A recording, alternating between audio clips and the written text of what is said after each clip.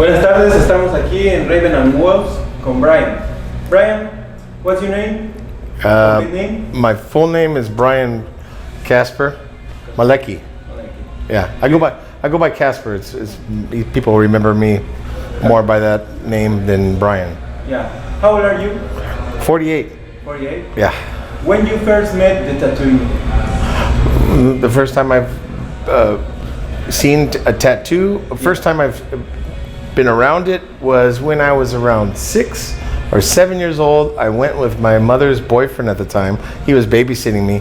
We went to the Pike right here in Long Beach, and there used to be about 6 or 7 tattoo shops in a row somewhere right there. I remember there was a whole bunch of them, and we kept going into each shop, and I don't know, he was trying to get a better deal or a price or whatever, but he went in there and got a tattoo, and it was the funniest thing ever. I'll never forget, because it was a turkey. It was like a traditional turkey, and it had a dumb look on its face like that, and it said who, me, meaning like, because turkeys are usually only for Thanksgiving. So it was a stupid tattoo, but he came out. I tried to sit in the shop and watch as he got it done, but it was all bikers back then, and they kicked me out. They were like, "Hey, the kid got to go outside," and they made me go sit outside. So I sat outside and I waited for him, but he came out and he had a bandage over it, and he pulled it off, and blood everywhere, and I was like, I was freaked out as a little kid, but that was my first time ever seeing a tattoo. And do you remember who do it? No, I don't remember the name, man. I just know it was a biker dude. It was a long time ago. It was probably in 78, 77 or 78. I was about 7 years old, 7 years old at the time. Then which was your first tattoo? My first tattoo was these 3 dots and my initials right here on my hand.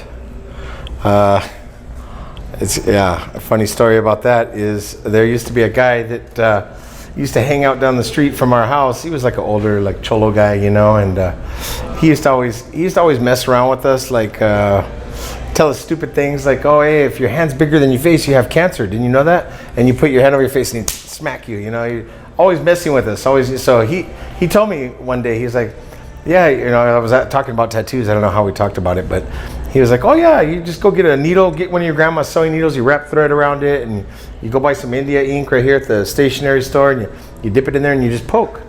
And I didn't believe him. I thought he was lying. I said, he's always messing with me. So I went and did it, and I started poking, and then I went to try to wash it off, and it wouldn't come off. And then I was like, oh shit, and I permanently tattooed myself. So I was probably around 13, 14 years old at the time. And then how do you involve in the tattoo? From there, since I knew how to hand poke, in high school, friends, they seen it on my hand, and how did you get a tattoo? And I was like, well, it's easy, and they didn't know about it, so I showed them, and, you want your initials? Okay. So I started doing my friends' initials, their girlfriends' names, shit like that on their fingers in between, And eventually, I think around the age of 15 or 16, my neighbor used to own the neighborhood video store. It was right by my house, and he knew that I liked drawing and art and everything, and he was like, I know a guy selling a tattoo machine. He's like, he wants to sell it for like $100 or $150. He has the whole setup. And I was like, oh really? And I was like, all right, man, well, let me try to get the money. And then I went and I scrounged up the $100 or whatever, and I came back, and he brought this guy, and it was like a biker dude, and the biker, and he told me everything about it. Oh yeah, you just get this, you get a needle bar, and you solder needles. I didn't understand shit. He gave me a tube, a machine, and a power box. I think he gave me he didn't even give me the clip cord or the foot switch, nothing. He just gave me everything, and he told me how to connect it all. And he said it belonged to some guy down here at the Pike named Tattoo Red or something. I can't remember the name. And that's all I knew. I didn't know shit. So I had all this equipment, but I didn't know how to use it. I didn't know how to even get it running. So I went to the Pike, and I asked somebody. And it was the guy that was, I think he was, if I'm not wrong, the heir after Burt Grimm. He was the one that owned it or something. His name was Dave Ornowski, I believe. And I was like 16 years old, and I went in there and I asked him, and he was like, all right, kid. He's like, don't tell nobody. I'll do you this favor. I'll get it running for you. I'll get it working, but don't tell anybody.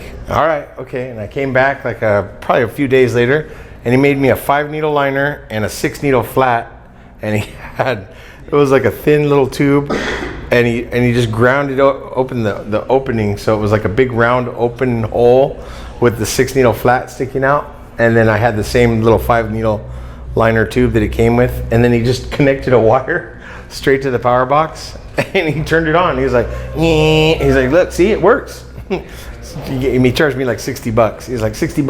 I was like, for 2 needles and a tube and a wire. Yeah, so I was in business. So I started doing names. I was scared to do anything, serious. So I was just doing little handwriting, little names at first. And then one day my friend was telling me, hey man, I see you using that same needle on everybody. I don't want you using that needle on me. So I didn't know any better. He didn't know any better. He goes, why don't you burn it? Why don't you burn the ends of it with a lighter? Because I was just rinsing it off in bleach. I was cleaning it in bleach. I was like, oh, it's good. It's safe. Don't worry. And he was like, no, let me see you use a lighter. And all right. And I heated up the shader needle with the lighter, and it just fell off. I was like, no, you fucked up my fucking shit. So after that, I was using, it was just the liner, and one day the power box it popped. It just bzz, pop. It just loud explosion, like, whoa, shit. Well, there goes that shit doesn't work anymore. So I didn't tattoo for a little while, and then one of my buddies, he was like, introduced me to this guy. His name was, back in the days in the hood, his name was Compton Robert. He was doing tattoos out of his garage. He's like some veterano out of prison, and he made us a homemade machine. And so we had this little homemade machine. He was like, we were at a party with some people, and he was like drunk, and I was drunk, and he was trying to get me to tattoo him, and I was like, nah, not right now, man. I'm drunk. And he was like, oh, come on, man, I want you to do it. And so I did a tattoo on him, and man, it came out fucked up. Yeah. First time using a homemade machine, I had the needle sticking out way too far. I didn't know what I was doing, so I was just barely learning. I was relearning from using the correct equipment to a homemade machine, which was way different, And then from there, I learned how to use the homemade machine and did a bunch of homemade tattoos for a long time. And then I think Christmas of one year, I want to say about 26 years ago or so, my mom pitched in with my family members and got me a professional setup through the mail order Spalding and Rogers. So because she didn't really like it, but she knew that's what I wanted to do. I was doing it already out of the garage, on friends. So she supported you? Yes, supported me pretty much. And I had already went around to a few tattoo shops and asked for a job, and it was showing some of my stuff that I've done, like drawings or asking for an apprenticeship, and a lot of the time they would just turn me down. They were just, nah, get out of here, man. We don't need no apprentices. Or one guy was nice enough to like talk to me and give me some insight on how to go about it, but when it came down to it, they didn't want to give me a job. So I just did it on my own for a while, and then once I got the professional equipment, I thought, oh, I'm a professional now. So I started raising my prices a little bit higher. I think it was my beginning. My prices were $20 in a 12-pack, and then I started charging a little bit more. And then one day I did some tattoos on one of my friends, and he worked over here at the Del Amo Indoor Swap Meet, and that's right here in Long Beach. And he worked in there, and he went over to there's a little Korean guy doing tattoos in the corner. I guess he started out doing permanent makeup, like eyebrows and all that. And he showed him the tattoos I did. He took off his shirt. Hey, my buddy did these, man. You should hire him. And he was like, yeah, tell him to come in. I'll give him a job. It's like, oh shit. He comes to me and tells me, hey man, I got you hired. You're gonna start working over there. I was like, what? And he's like, yeah, the guy wants to hire you. So I went over there, and I didn't know shit, man. I didn't know shit about sterilizing. I didn't know nothing about anything, but neither did he. So the little that I did learn was like from a Spalding A to Z book. So I know it's sad to say, I didn't know shit then. And then, so back then there wasn't a lot of information. There wasn't nothing in magazines, nothing in books. There was no DVDs. There was no videos. you know, it was really hard to get into finding out anything. So I was doing my little research and reading up on sterilizers and ultrasonic cleaners, and eventually got him to buy like a dry heat sterilizer and an ultrasonic cleaner, because he didn't even have none of that. He was using liquid sterilization, which is Sidex and all these other things you soak. So we were like reusing needles back then, because we didn't even know how to make needles. The ones that we had, we'd reuse. And I mean, the tattoos, of course, weren't coming out that great, but it was a swap meet. What do you expect, you know? So mostly I did a lot of names. That's how I learned how to do cursive. We had a name special. It was $25 for a name. And some people have like 10-letter names or more. And I was just getting really good at handwriting. And then eventually started working, you know, doing better and better, more and more tattoos. And one day some lady approached me while I was there and asked me, she said, I'm going to open up a tattoo shop. Would you like to come work for me? And the guy wasn't around. And I was like, yeah, fuck yeah, get me out of here. I want to get... So she opened up, which is now legendary. Leti. It was originally called Body and Mind. Yeah. So I met with her and her sister, and we met at a Sizzler somewhere in Whittier. And I act like I knew everything. I didn't know shit, you know? Just whatever I read in the magazines and the book. So I was like, we just order all this stuff from this catalog. I had the Spalding and Rogers catalog. Yeah, we'll get all the flash, we'll get all the sterilizer, we'll get all this. So I got her to invest in all that stuff, like a steam sterilizer, ultrasonic cleaner, all the flash we could think of that was, I thought, any good out of the Spalding and Rogers catalog. And I kind of masterminded how I wanted to look based on other tattoo shops that I had been in around here, Long Beach, The Pike.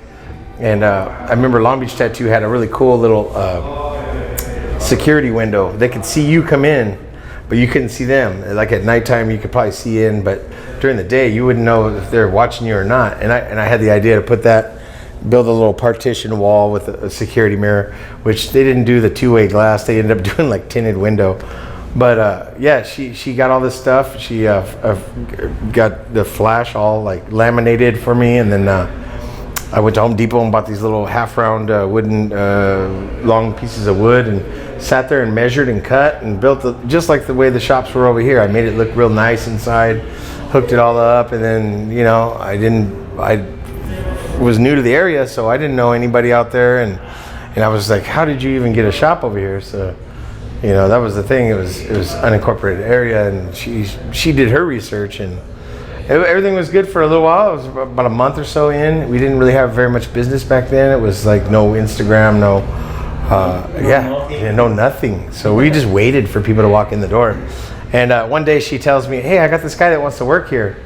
He's going to come in and paint a mural on the wall right now. And we had just painted those walls myself. So in my mind, I'm like, oh, great. You know, here comes some guy that's going to suck or whatever. And in comes Pint. And Pint, mind you, he didn't look like he did back then, and I didn't look like I do. I was kind of like, I looked like a cholo, you know, my style back then, you know, big baggy pants, and he comes in with, you know, he had long hair, and he starts painting on the wall, and I'm like, man, this guy's gonna fuck up the wall, man. I'm gonna have to repaint over it, man. I'm like, I don't even know if this guy's any good, you know, I don't know who he is. So he's painting a mural, and then I'm like, hey, bro, you know, you mind showing me on paper what you're gonna do first? And he's like, oh yeah, no problem. And then he gets a piece of paper and a pencil, and he fucking draws it out really fast. And I'm like, holy shit, this guy can fucking draw. I'm like, yeah, go for it, Holmes. Have at it, man. Fuck. Hey, so what'd you say your name was again? You know? And next thing you know, we're just like instant. Yeah, now we're instant buddies. Every night we were drinking right there in the parking lot till fucking the sun came up, man. We would hang out outside, go to the liquor store, get sunflower seeds, spit them all over the floor. She'd come back the next day. What the fuck's going on here? Oh, we were hanging out outside. After you closed, we were still out here, you know? So yeah, it was funny because back then me and him would take lunch breaks. We'd walk down Pacific Boulevard, Long Beach Boulevard or whatever. And he drew up a flyer. At first she made some cheesy flyer that was like stencil art, you know? It was like, we can't pass this out. Looks weak, you know? So Pint drew up a really dope ass one. And we would go down the street and just hand them out to people. Hey, come get a tattoo, 10% off with this flyer.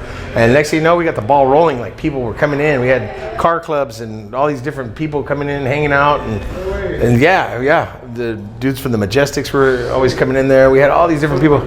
Yeah, we started having a lot of business. And then it was like about a month later after that, they opened up California Love around the corner. And we were like, what the fuck? You know, we were kind of kind of a little salty about it at first, but after a while, whatever, we didn't care. But it was yeah, we started tattooing all the time. We were really busy, but the crowd that we were bringing in was kind of a little rough around the edges, and I don't think Letty liked that. She wanted her envisionment of the shop was she wanted cops and lawyers and people in that field, which, you know, there wasn't that many of them going to come to Huntington Park to get tattooed by two guys that are just learning how to tattoo, you know, or not so great, you know. And so I think her whole envisionment of the way things were running, she just didn't want no part of it. Me and her had a falling out. We got in a big argument. It ended up, they called the cops on me. Pretty bad, yeah. Really? Yeah, they actually arrested me. Yeah, I had warrants. I went to jail. I was gone for a while. Yeah, it turned out kind of bad. Pint actually had quit right before that, and that was the thing. It was like he was getting pissed off because she was telling him, "Oh, we don't want your friends over here," and this and that. She would have cops hanging out in front, and she was like flirting with them or whatever, and his friends would drive by and be like, "I got warrants. I ain't pulling in there." And so I was telling her, like, you can't have them hanging out here because some of the people that want to get tattooed have warrants. You're just missing out on money right now. And so I could see she was like starting to get sick of it. She didn't like it, you know. And she was thinking she was going to make a lot of money right away. And I told her, well, it doesn't make that much money, you know. It takes time. So it's the same way that time. Oh yeah, but back then was, I think, a little bit worse because we were just starting out. So back then there was only like the Pike and maybe a shop or two in Los Angeles and Hollywood, and then the other ones that were over here in Orange County and Anaheim and all that. But there wasn't as many, that's for sure. There was very few shops. So yeah, but once we got started, I mean, everything started making money, and then I think dealing with us as artists, she didn't really want to deal with us. You know, a lot of us have attitude. So from there, once Pint had quit, she had hired another guy, Nelson, which he is one of my homies. His name's, they called him Trouble. And Trouble came in, and I remember Pint calling me, "Hey, don't tell that guy shit. No, don't let. No, wait a minute. You don't know. This guy's really cool. You're gonna like him." So every night after work, we'd meet up over. And another guy that used to work with us, his name was John. They called him John the Virgin. And we'd all hang out in his garage after work. He lived over in Southgate, and we'd all just sit there and talk about tattooing all night till the sun came up. Man, just read magazines, trying to figure it out. How do they do these colors like this? How do they, you know? And we'd sit there and just try to figure it all out. And we were just like tattoo nerds at that point. We wanted to learn. We wanted to get better. We wanted to get, you know, and progress and this and that. So after that, that's when that little falling out happened with me and Letty. I ended up quitting. Nelson stayed there. And I believe from there, a whole bunch of really good people came from there. Eric came in, and then I remember Franco came in, and then Alan came in, and at one point I think the guy that owned Norwalk Tattoo was gonna take over or something like that. She ended up selling it to somebody else, some gangster guy and his girlfriend. I don't think it worked out too well with them for however long, whatever they got into, and then they ended up selling it to Wacho, I believe, after that. And then Wacho, he's had it ever since, and the place is still there. It's legendary, man. That's, yeah, I know. It's crazy that I mean, it was so hidden, you know. And it used to be, I know it's gotten bigger. It used to be half the size. It was a tiny, just a little waiting room and one little tattoo area, maybe big enough for two people.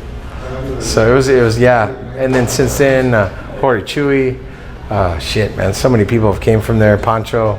I can't even think of everybody that have came through that shop. But that shop.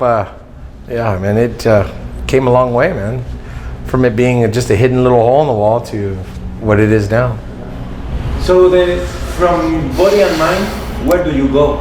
Okay, so from body and mind, I went to jail. Like I said, I had warrants and all that. I went to jail for about 6 months in LA County or whatever, and I got out. And Pint had moved fucking all the way to Moreno Valley, and I didn't have shit. I didn't have no other connections. I was like, fuck, I need a job. He's like, I can get you a job over here at this tattoo shop around the corner from where I'm at.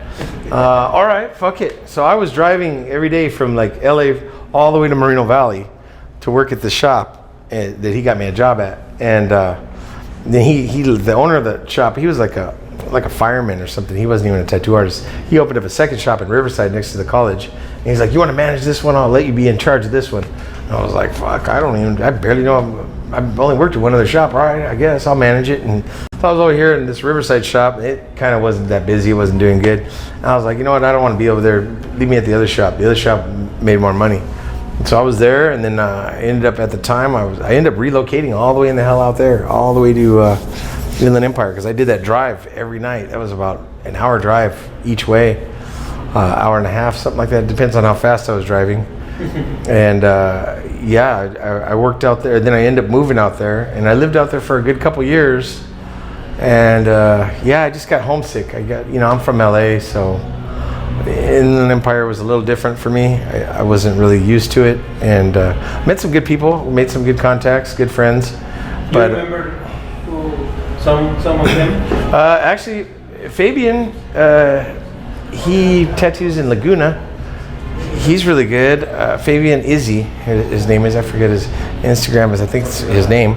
And then this guy Dan, and then Pint, and then the guy Pint worked for, which was what was his name? Dave. He owned a shop called Dreams and Ink. So Dave started out in that shop, and I guess it used to be around the corner, and then he got enough money to open his own or something, and then opened up the one that Pint worked at, Dreams and Ink. And then from there, Sam Enriquez came to work there with Pint, and then I made good friends with all these guys, and I was happy out there. It's just, not being from out there, we kind of get homesick. So I kind of you know what, I've had enough of this place. I'm going to go back to LA. And then actually from there, Nelson had already got in trouble. He'd already got a job from another friend of ours in Venice Beach. And so he's like, come down here to LA, man. I even actually, when I came back, I had temporarily quit tattooing. I don't know why, it was a stupid reason, but I just wanted to try something different, become an iron worker. And that was a hard labor job. I wasn't into that anymore, I'd done enough of that already, construction and hard labor. So my friend got me the job in Venice Beach, and I went to Venice. And I was down there for about 8-9 years at every shop on the boardwalk, if you name it, I was there. Yeah. I worked for all the Persians, for everybody that started, and this was in 96, 97, I think. Yeah, somewhere around that time. And then I worked down there for 8 or 9 years, like I said. I went to Hollywood for about a year in 2000 or 2001. Didn't like that, man. It was too much for me. You get just devoured by that city, man. It's just crazy over there. The hours were too much for me. 12 to 12, 12 to 2 in the morning, 12 to 4 in the morning sometimes. And the guy that I worked for is a Persian guy. He was really hard-nosed about being late. And so I'd have always a lot of conflict. And I was like, you know what, I can't do this no more. So I ended up going back to Venice and stayed out there, like I said, for about 8-9 years. And then... And in this time, you met some Mexican, some other Mexican? Oh yeah. Actually, Wacho, I met him. I met Happy, Alan, Pint, of course, Nelson. They're all Latino. Because Wacho says you are a Mexican guy. I'm white Mexican. In a white man. I guess you could say that. I'm a white Mexican. I don't speak Spanish. My Spanish is horrible. But I grew up in a Chicano neighborhood. That's all my friends are all mostly Chicano. So I've lived over there in that area, LA, all my whole life. So yeah, pretty much all my friends are all Mexican. Then from Venice. So from Venice, let me see, where did I go from Venice? From Venice, okay, at one point we all worked at Wicked Tattoo. So that was a new shop that started. It was a guy that, where did I meet Ed? I don't want to talk too much about him, but Ed was this guy that opened up a shop. Me and Pint were friends with him. Pint kind of knew him from, I think his brother. Actually, his brother was the one. His brother was really cool. He used to come to the shop. We used to tattoo him. And then I guess he got a hold of some money, his brother, and sold his Harley and got the money together to open up a shop. So we all were of course, Pint was happy to work there because it was in Linwood. It's where he's always at. That's his city, So I was just like, I kind of got out of Huntington Park area to go work in Venice, where there's a lot of walk-ins, you know, a lot of tourists, a lot of money over there. So going back to Linwood was kind of a little bit different, you know. It was slower paced, less people, but you got to draw, so that was a good thing. So we would sit at work and draw and design more stuff rather than just doing flash off the walls, because that's what Venice Beach was mostly about, flash. And so that was a good thing. And then the cool thing is I got to reunite with Alan, Eric from Hollywood Stars, and Pint. And then, because Pint, actually I had got Pint a job. Actually, after Nelson had got me the job in Venice, I had got Pint a job down there. And that's how the whole sideshow thing began.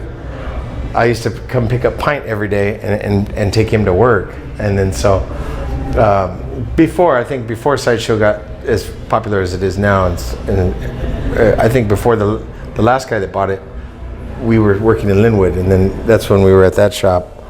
And then we got to meet Chuy Quintanar. He came in, and this young guy with all this talent, and he came from like a swap meet shop, I believe. And I remember I was like, who is this guy? You know, it's a new guy, Chuy, man, he's dope. And we were checking out his stuff, and he hadn't progressed anything to what he has now, but just working with him, you know, was really cool. Him and Alan and Pint, we were all there for a minute, but from there, I think I just kind of, I had a falling out with Ed, the owner, and I remember I just was like, yeah, you know what, I'm gonna go back to Venice, and I ended up going back to Venice, and that shop eventually shut down, just because he never put no money into it. He'd just come by and try to collect the money and didn't really do nothing for it. So I remember there was some plumbing problems, some issues, just in general. A lot of people were kind of dissatisfied. And then from there, Pint actually opened up his own little studio, but he didn't go through the right channels as far as getting the permits. He was doing it undercover. It was him and Chuy, actually. And that was going really well for him. And actually, him and Chuy, that was the first year they went to, they won first and second place at the Ink Slingers Ball. Ink Slingers Ball was a really good convention back in Hollywood at the Palladium, ran by Gil Monty back in the days. And they did a collaboration. They did 2 Hanya masks on this guy's arms. So when he put his arms together, one was like frowning and the other one was smiling. And it caught Jack Rudy's attention. And I think Jack was one of the judges and seen this. And who are these 2 guys? Chuy and Pint, what the hell? So they even came out with a magazine article on them. The next, before you know it, they just started blowing up, and they were doing these collaborations, drawings that were just amazing. And it was just like, holy shit. And so from there, Chuy went to Tattoo Land, and Pint's little studio shut down. And he ended up back in Venice at Sideshow, I believe, after that. And then, we all worked down there for a long time. And then I finally gotten tired of it. I almost was looking into trying to get a shop down there, but I kind of finally got tired of it to the point where it was like, I don't want to be down here no more, It was like, one of my friends even said it. He's like, every time I go back there, I feel like and not to insult anybody from down there, but just the owners of the shops. He's like, I'm taking 2 steps, or 1 step forward, 2 steps back. And I was like, that's true, I never thought of that. And he's like, you should try to venture out and check out other places, So I started thinking about it, let me see if I can. And so I started looking into buying, getting a shop, acquiring a shop.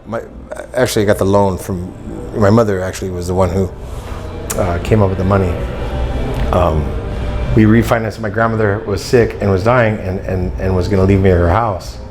And so the idea was, okay, well, if we take out a loan on the house, maybe we can find a shop that's already in business. So back then, also, mind you, I didn't want to open up a new shop and be the guy that does that, because that was the problem. A lot of old school shops, they'd burn your shop to the ground. If you didn't come and ask for permission, like respect, like, hey, I'm gonna open up a shop in your city. If they weren't cool with it, the old school biker way, man, they burn your shit to the ground. So I didn't want to add to the problem. So I'd waited, I want to say about 2 years. And then, like I said, there was one that was available in Venice. The rent was too high, it was too much. I wasn't into it. I was just like, this place is kind of run down. And then I looked, and one of my friends, he was He's actually one of the tattoo suppliers, the first tattoo suppliers. His name is Dennis Flores. He had a little place in City of Orange or Buena Park, right across from Carrie Barbara's other shop that she had, Outer Limits, over there. And he used to sell tattoo supplies to tattoo artists only. But he was the first guy I met that drove around and delivered before Nuclear and before all these other companies that are doing it now. And he was the one looking for me because he had the connections. He knew everybody. So he's like, I found this shop in Anaheim. I found this other one over here in Riverside. It's for sale. I found this one. You know, he would tell me about them. And then he's like, I found one in Huntington Beach. If you don't jump on this, you're stupid.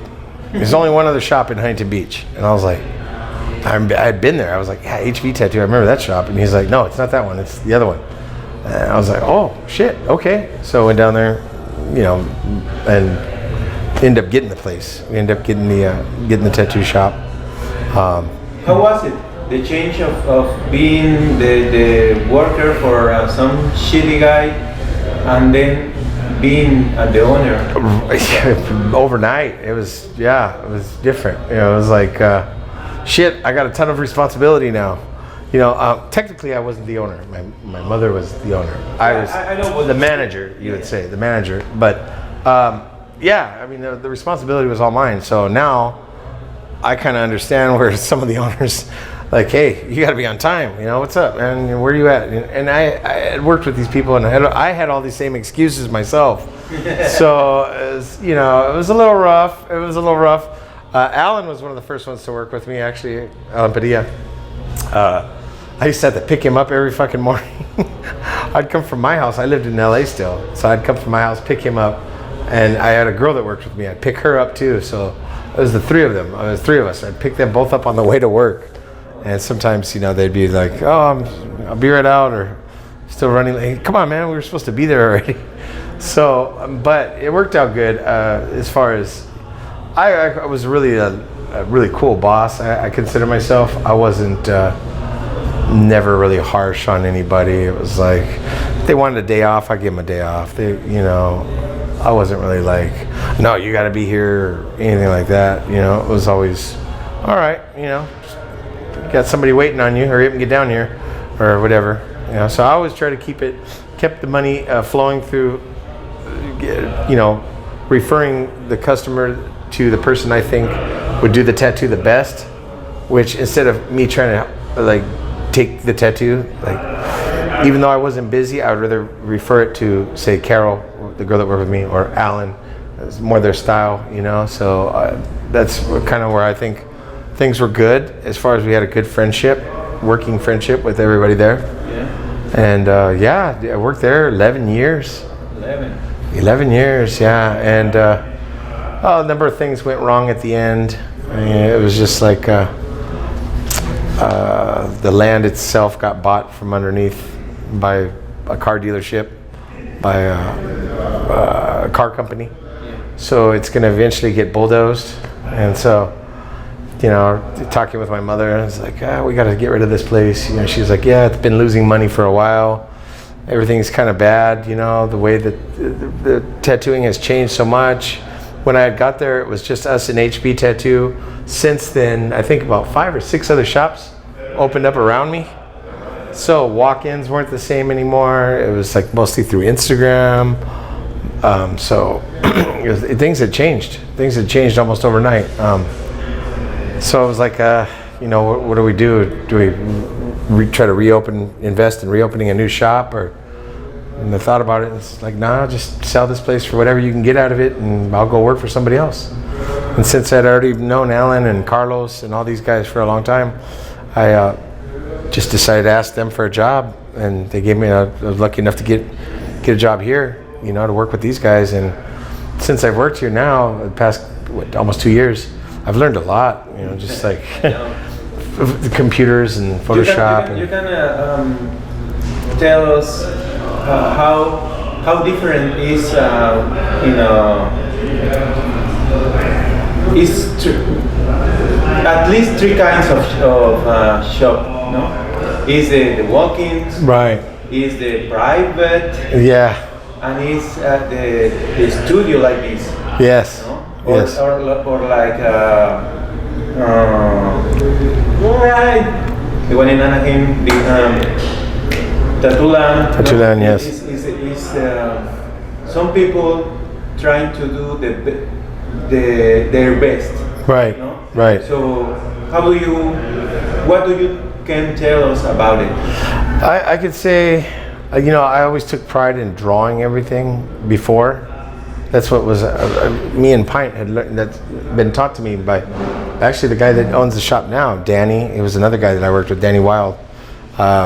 Him and Pint used to draw, and I'd sit there and just watch and be like amazed. Oh man, you guys can draw anything right out of your head. It's so awesome. I would try. Sometimes I need reference, and I got a lot better at drawing and doing a lot of tattoo related drawings and stuff. Over the years, especially over there when I had that place, I forced myself to try to get better. I was daily. I was just, if I'm not doing something, I'm going to draw. Whatever. I'm going to some kind of art project. And the thing is, though, now since 2006 when I got that place to 2011, so Instagram started getting popular. I think around midway 2008, 2009. So a lot of people started seeing all this photorealism, and it was like, holy shit, everything's done on Photoshop now. And one of my buddies was trying to show me, and I wasn't able to comprehend it because I consider myself not born in the computer age. So I didn't really understand Photoshop, and I didn't really try to learn it. I was just like, I don't want to learn computers. Then I'll get lazy. I won't want to draw. And then I started seeing that as kind of a downfall in a sense. Like when I started realizing computers are a lot faster, and you can get better imagery, and you can use that to your advantage to reference, to draw from, like a tool. Yeah. So I was printing stuff out off the computer and hand stenciling it, or usually a lot of my clients would come in, and I would get a big piece of stencil paper or whatever tracing paper, put it on their skin, mark off what is the ideas they want, and write it all down, and I'd sit there and draw it out of my head, or from reference, and I would usually get a deposit, whatever, and during that time I'm drawing this whole sleeve, which would take me sometimes a few days. I'm not getting paid, so I wasn't making any money during that time, but I was designing my own custom shit, which was cool, and people appreciated it, and I think a lot of people started following me because of that, or liked my stuff. And but then I was realizing I'm wasting too much time drawing everything from scratch, so maybe I should learn this computer stuff, So that's why one of the reasons I wanted to come here, because I seen how advanced Carlos and all them are, and with Photoshop and everything that they're doing, and I was like, you don't think you can lose your touch because the computer? Well, now I was afraid of that when I first came here, because I was thinking, fuck, if I get lazy and I don't draw at all anymore, then I can see myself not doing the same repetitive skulls like Pint does, and stuff that I was really good at, learning, drawing, replicating. But now, actually, since I've been working here, I'm actually learning more, because Sergio Sanchez, he used to be he's a bona fide college art teacher. So he's amazing.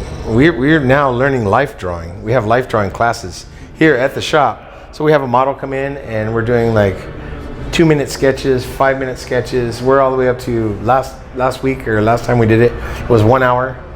So we're learning everything that I've ever read in one of those books on life drawing.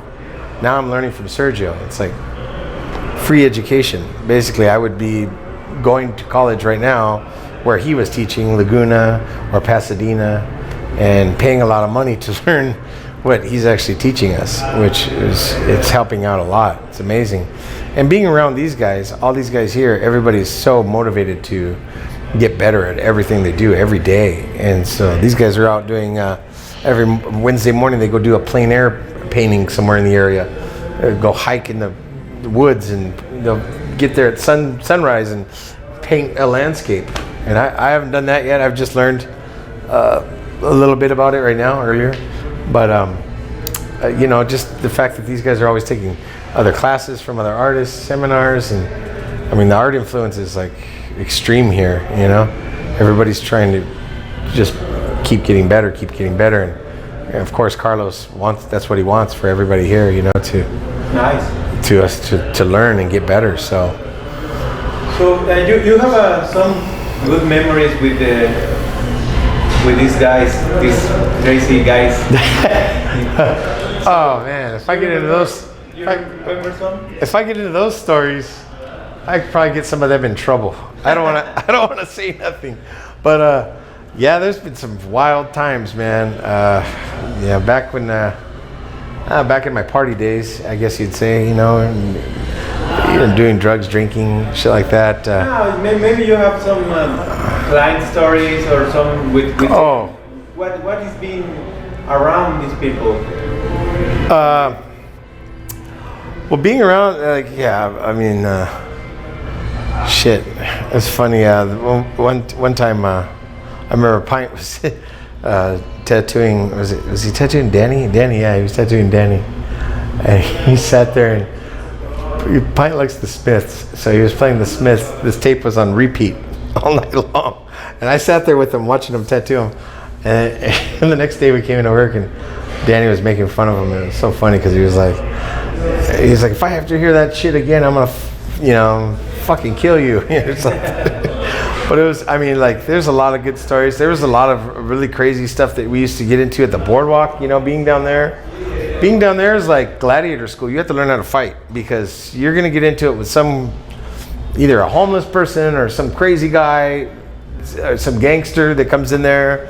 There's always different groups of people that come through there. So there's been so many times, and it was kind of cool. At one point, I remember back in the 90s, we had another guy that worked over there with his name was Art. He was from Florence, and he worked at the original Sideshow when it was Sideshow. And it was like just a bunch of us. We all had each other's phone numbers. Like, we didn't have cell phones, so we had the shop phone number. And most of the shops always sold, like, they were owned by Persians, so they sold like illegal fucking weapons, like big old knives and the blackjacks and brass knuckles and shit like that. So we had plenty of shit laying around, and I remember we like somebody got into a fight, we'd run over there and back the other guy up, and it would just be like like some gangsters are trying to start a fight with these guys in Sideshow or whatever, and all of us come from every shop, just a fucking mob of tattoo artists. Whoa. And they would see us and they'd be like, holy shit, we didn't realize like what we're getting ourselves into, and they'd fucking run. A lot of times they get scared. So we got into some pretty serious. One of them ended up really bad. The guy came in, I guess I wasn't there, but the night before he had been drinking at the local sidewalk cafe, little place, and got into it with the guys. I don't know, he kicked open the restroom door and got crazy, and they ended up kicking his ass. So the next day he remembered them. He came into the shop, tried to start a fight, jumped over the counter and tried to attack Nelson, and the other guy that was working there backed him up, grabbed a stick and just started beating the fuck out of this guy so bad to where they had to call the ambulance, and he had stitches in his head, and yeah, there's some pretty crazy stories. I remember one time my friend Cartoon, not Mr. Cartoon, another guy they called Cartoon, rest in peace, there was a guy, he was a big buff construction looking dude. He was coming in the shop and he drew on him for like maybe an hour. He drew. Back then armbands were really popular, so he's like, I want a barbed wire armband. He's like, man, I've been to prison, I fucking stare at barbed wire, I could draw that shit, He's like, I know barbed wire left and right, He drew it around his arm real nice. It looked like the razor wire around like a fence, like you see in prison. And the guy was like, oh, all right, cool, man, let me go get some money real quick and I'll be right back. He went to go to the ATM and he came back, and this dude was big, man. He was like almost 7 feet, big ass dude. And I remember that we had a step outside, it was probably about that high, and the guy came up to the step and he was like, hey, yeah, man, I was down there, getting the money out, and this guy said he'd do it for $50 cheaper. And before Cartoon didn't even say another word, he just jumped up and just bam, socked this dude, and he's spinning around, and he did like a 360, and he was like, grabbed his jaw, he's like, what the fuck, man? He's like, I told that guy to fuck off. He's like, I told him I'm coming back to you, but now I'm not. He's like, fuck you. He's like, well, you should have been down there asking prices. So the guy fucking took off, and I was like, well, you fucked up right there. You didn't get to do the tattoo. He's like, yeah, I know, fuck, I fucking should have reacted like that. And he's like, but right when he said that, I took it like he was trying to, because people used to do that a lot. People come into the shop, and they'd come for the shop before us, because the shops are literally Like, One past the other. yeah, oh man, they're like right there, like 2 or 3 storefronts down is the next shop. So people would go, oh hey, they see the same design. Oh hey, how much for this one? Oh, the guy over there told me he'd do it for $50 cheaper. And a lot of time we'd get pissed because they say that. You know what? Go to that guy then. Fuck you. But sometimes, some of the artists, they were desperate. They didn't do a tattoo all day, or they were just, all right, fuck it, I'll do it for $20 cheaper than that, or whatever. And they'd end up bargaining. So, and a lot of the owners, they were like that. The ones that weren't tattoo artists, they were like, oh hey, and they would hire anybody. Some of the people that they hired shouldn't actually be tattooing, and they, this guy will do it. Don't worry, I'll find you somebody. This guy will do it cheaper. And they'd turn the person on to somebody that was just started out tattooing in their shop. And I see the quality of the tattoos kind of start going down. Like when I was there, I got to work with Rockabilly Ray, Big Boy, which I don't know if you know him, and Charlie. He owns Black Diamond in LA. Who else? Eliseo. Eliseo? Yeah. Eliseo. I can't remember who was there at that time. There was a lot of us in that one shop all at one time. And this guy named Wolf that worked next to me. A few pretty good artists, and I was happy there. I was really happy. But then I started seeing like some of these guys. Man, I'm fucking tired of working here, and they take off and they left. And so I got down to like he was just hiring all these new people, and it was just like this is not worth it. And that's what made me want to get out of there. That was the decision that ultimately led me to, all right, I got to get the fuck out of here. If there's nobody here that's better than me or as good as me at least, who am I going to learn from? I want to learn. I want to get better. So I need to go somewhere else. And that's when I started looking into getting another place or going somewhere else. It's hard to explain this, because I think the real tattooers always want to learn more and more and more. It's never enough.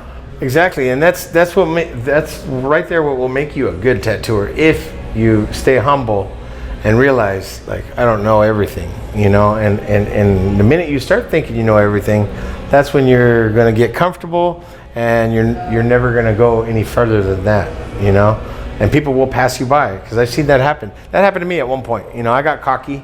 I was like, oh, I'm good. I was young still. I first started working down there, and I started seeing people progressing and getting better, and I was, why am I not getting better? Because I'm not focused on trying to get better. I'm out partying with my friends every night and not concerned about learning how to draw better and stuff like that. So that's true. That is a very true point, because if you're not trying to get better or trying to learn, you're going to stay stagnant. You're going to stay right at that same level. And I see that happen a lot with a lot of tattooers. They get comfortable. They get a little clientele built up in one area, and they just think, oh, I'm good, And they don't try to venture out or do conventions or do seminars or learn anything new. And that's, I think, a lot of artists, kind of a downfall for some of them. They should always try to get better. Everybody should. Which expo was your first one? First one that I tattooed at, or first one I've been to? The first one I've been to was the Inkslingers Ball in Hollywood, and that was, I want to say, the 90s, when I first got into tattooing. That was the most popular one. That was the best one. I don't think I ever worked at one of those. I never worked there. I was just getting established back then, and I think one of my first ones was Body Art Expo, probably. One of those. And the first good one I did was, I think, first one local, was Queen Mary, the ink and iron. That was one of the best ones around back in the days. It was international, so a lot of artists from all over the world. That one and the Muse Ink got really popular afterwards. That one was really good too, as well. Out of the local conventions, I gotta say that was probably the best one. I didn't do a lot of. I still don't do a lot of conventions. The ones that we've been doing lately are through Carlos. So Golden State and Empire State, we did that. That was nice. New York City, very, very different. East Coast compared to here. But it was cool. It was a good experience. I would like to go to Europe. I would like to venture out and see other parts of the world, meet other tattooers. I've met a lot of other tattooers from around the world, but I've never taken the time to go over there and, you know, check them out. Which, you ever been there out of US? Where? Well, Mexico. Mexico, that's Alan's convention. So, I mean, you know, that's, again, it's not something I would have probably wanted to go to. Alan, you know, hey, come, I'll give you a free booth. Okay. And so, you know. How do you think about Mexico? I love it. It's beautiful over there, man. Food is great. Everything is good. Except don't drink the water. I learned that. Even the ice cubes, man. I don't know what it is. My stomach doesn't agree with Mexico sometimes. Really? Well, the first time I came back, I got pretty sick. I did. But I think it's, you know, it can happen with anybody. You know, I think it was probably something I ate, or probably the water, you know, the ice cubes in my drink. That's the only thing I can think. I don't know. But other than that, the food is, I actually think I lost weight over there because everything's natural. The cows, they're not all on steroids over here, like over here. The food is Not so much. Yeah. No, the food is so much better. It's everything. It's beautiful over there. We went to Tequila. It was so nice. The city, you know, to go see how they make tequila.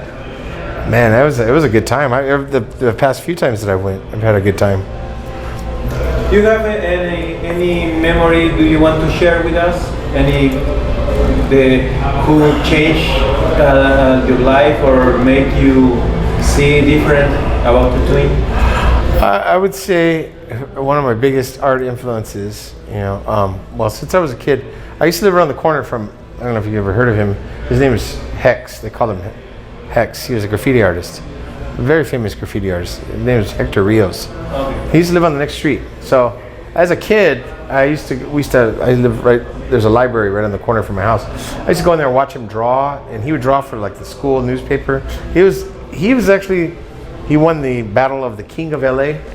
It was against another guy named Slick, and it was at the Levitts. It's a giant 2-story building. They battled like 3 days, big giant murals, and he was on the front page of the Los Angeles Times. He was a really good artist. So watching him draw as a kid made me want to learn how to draw better. You know, like I could draw a little bit. He even gave me some of his drawings, and I would sit there and study it and try and draw it, and you know, but just watching him, it made me want to learn how to draw. And then, of course, when I started working with Pint, that was the first other person that really influenced me a lot, because watching him draw, I mean, the first drawing I seen him do, he grabbed it was like a manila folder and a ballpoint pen, and I was like, you're not going to use a pencil? Sketch it out first, you know? And he was like, no. And he just sat there and drew this character. It was like lifelike, photorealistic, like amazing. And I was just like, holy shit, dude, like I've never seen anybody draw like this. And I would just sit there and hang out and watch him draw, you know, and try to learn. And you know, he would teach me whatever he could, little by little, and just working with somebody that good, you know, you're eventually going to get better. And there was one time I went to jail. I was in jail with Mr. Cartoon. We were in the county jail, LA County. And it was funny because I had already heard of him. I knew who he was. And I ended up in the same cell as him. We were in this 5-man cell for like, it was that time that I had told you I went to jail for warrants. And he was in there for a warrant. And it was funny because I got to watch him draw. And so I was telling him, I had already got a tattoo from Pint, and I was telling him about Pint, and I was like, this and that. And somebody gave him a piece of paper and a pen, and I watched him, the way he'd draw was different from the way Pint did. So he would draw, and he would blob up the ink on the end of the pen, and I remember he did like a girl's face, and he used like the ink, and he smeared it, and it was like airbrush. And I was like, holy shit, I've never seen nobody do that. So watching him draw, watching Pint draw, and then I went to go work with the other guy, Danny, that I told you about. He's the one who eventually got the shop that I had over there. And watching these guys draw, just those three alone made me, shit, I need to learn how to draw better. So over time, working with Alan, working with really good artists, you know, like I've picked up a little bit from everybody, a little bit of something. Each person that's came to work with me, I'll see their style and, oh wow, that's pretty cool. I like the way you do that. And try to take a little piece of everything and kind of make it your own, you know. So I think that every artist, it was the saying that great artists steal, and I forgot how it goes, but everybody kind of gets something from somebody is what the saying, you know, how it goes. Anything else do you want to share? I don't know, unless you have any more questions. I'm just learning how to oil paint. That is very challenging. The guy that I'm learning from, his name is Reno Gonzalez. He's actually the one that taught Alan. This is my first painting. With him? Yeah. This is actually just a print, but yeah, learning how to oil paint is way harder than drawing. Drawing is one thing, but oil painting, I never had the patience for it before, and now that I've been learning a little bit more, like, it's definitely a way better thing to know, to get into. Hey, what about your tattooing? When you start to learn this, your tattooing went? Oh, it got better, yeah, of course, because you start looking at things differently now.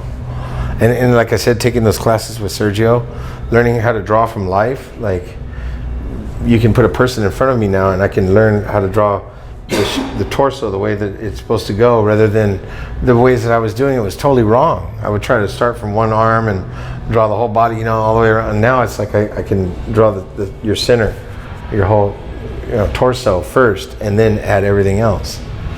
And it's like the correct way. We're actually learning the way that you're supposed to learn in college. And I could never really understand it. Reading books as a kid, my mom would buy me these books, and I would read the pages and look at the drawings, and I don't understand this. I don't really understand that. You know, it's better to have somebody explain it to you. And now that we're learning that from Sergio, it's like changed everything for all of us. Really, it's amazing. You have some advice from the new people or the old people, or? Yeah, my advice: don't get cocky. Don't get cocky. Learn how to draw. Definitely learn as much as you can from anybody that's willing to teach you, that knows, you know, about art. If you can, take classes. Just life drawing classes alone will help you. Oil painting, all that stuff. You know, anything you can learn that will advance your tattooing, you should be all for it. Thank you. You're welcome. Thank you. Thank you. Thank you very much.